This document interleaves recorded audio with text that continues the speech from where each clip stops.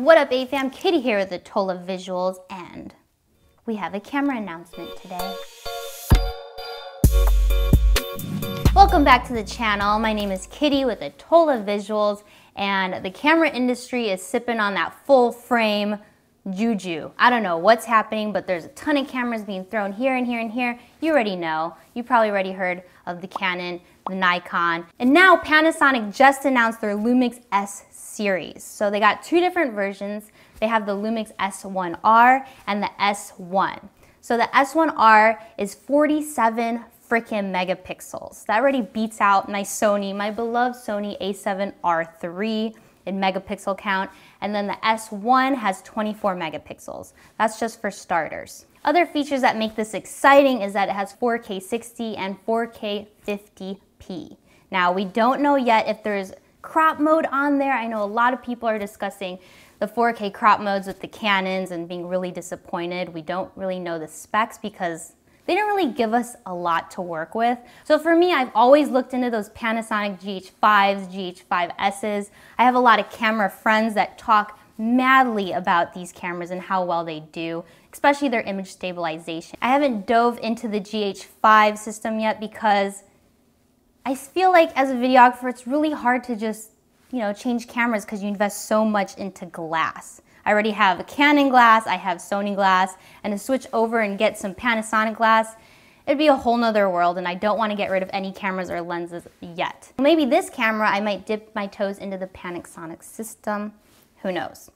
We don't know yet. I'm waiting for some test footage, some more details, but let's continue. Something that was really good with the GH5s that I loved was their IS. So this new camera is going to have dual IS, which means they're going to have in-body image stabilization as well as the lenses. Because this is a new full-frame mirrorless system, you're going to need some new lenses. So they're going to use an L-mount system with Leica and Sigma. Right now they already have planned the 50mm 1.4, they have a 24-105, and a 70-200. 3 lenses right now, but upcoming in the next year, they're planning to release at least 10 new lenses.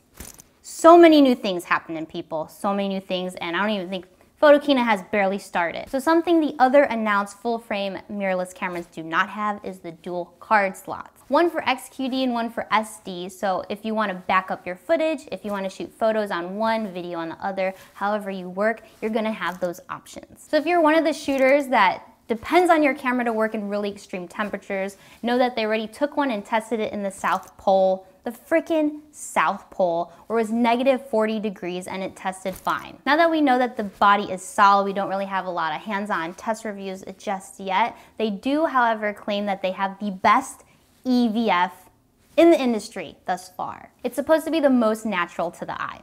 Furthermore, the great debate over the flip-out screen. For some of you, this might be a deal breaker, especially if you're used to the GH5's tilt-out screen and if you film yourself a lot. However, personally, I've never had a flip-out screen. I use the small HD focus that I'm using right now, and even sometimes I'm always distracted looking up at the screen, so I feel like not having a screen might be better. Also, if you're using cages and L mounts, it might also get in the way. If you're really interested in this camera and you need a monitor, you can check out my small HD focus review right here. If the tilt screen is anything like the Fuji's, oh, I love those. I wish Sony actually incorporated them because it's really good for if you shoot IG or vertical video, and also when you're getting portraits for Instagram, you gotta flip it over, and when you get those low angles, it's really nice to have it flip up. GH5s are not known for their autofocus like the Canons or the Sonys, so for this upcoming camera, they're still gonna be using contrast detect, not phase detect, unfortunately, which could be a deal breaker for some of you. Furthermore, we don't know the prices. We don't know if there's going to be a crop mode on the 4K. We don't know if there's going to be overheating issues. Like, there's so many questions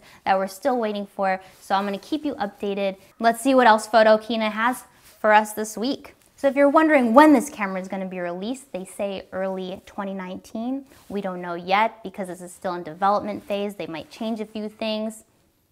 Who knows? If you're wondering why I'm not at Photokina right now, I'm also wondering the same. But no, it just didn't work out. The timing was off and I just have a lot going on right now. But I'm still gonna be checking in on the news. I don't know what else is gonna be released at Photokina. We'll see. Will Sony say something? I don't know. There's a lot of shit going on this year, and I'm pretty excited. I'm happy there's a lot more competitors in the full frame mirrorless space. It's just like, I feel like to us camera nerds, it's the same equivalent as someone really into sports and watching their teams battle it out. Now it's like the camera companies battling it out. Leave a comment down below if you're thinking about getting the Lumix SR1 or S1, or if you're thinking about getting one of the other mirrorless full frame cameras. Thanks for hanging out with me. Find me on IG because I post there on the daily. You do you, fam, and I'll see you when I see you. Done. Yumi, you want to come and talk about the Lumix S1 with us? This might be the camera that might maybe get me into the Panasonic system. This might be the camera to get me in that Panasonic system. Oh my God. Panasonic system. Caffeine's catching up with my brain. I can't talk so fast. Now this is because,